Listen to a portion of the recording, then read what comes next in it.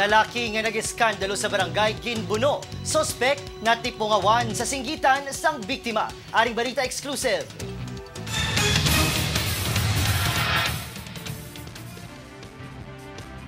Buno sa idalom sang dughan ang naagom sang 33 anyos sa si Jomar Peñasas, isa ka construction worker kag residente sang Sitio Kabulakan, Barangay Zone 10, Talisay City. Sa mismong adlaw sang Pasko, ginapasuni na pasobrahan ang kargada sa makahulubong nga ilimnon, butangan nagmaoy ini sa barangay. Singgitan ko sa nga pahuway na. Sininggitan niyo man ko nga yagwada. Ate silabo man ang ulo ko eh. Tigingguan ko sa doon kagin dalan binangon eh. Dugang sang 59 anyos sa suspect, nagbaligya sang away ang biktima rason nga iya ini napatupan sang namurag-muragan kag makibot sa iya katulugon tungod sang singgitan ni Peñasas. Nulsol kagid eh, nulsol gid eh. Kay nahimo, anong tana kay na kuan na?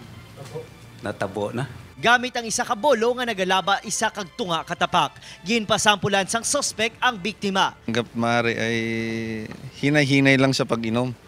Huwag natin po sobrahan ng pag-inom ng alak. Nagapangayo subong sa pasaylong suspect sa pamilya sang biktima nga iya man lang makasilingan sa amo nga barangay.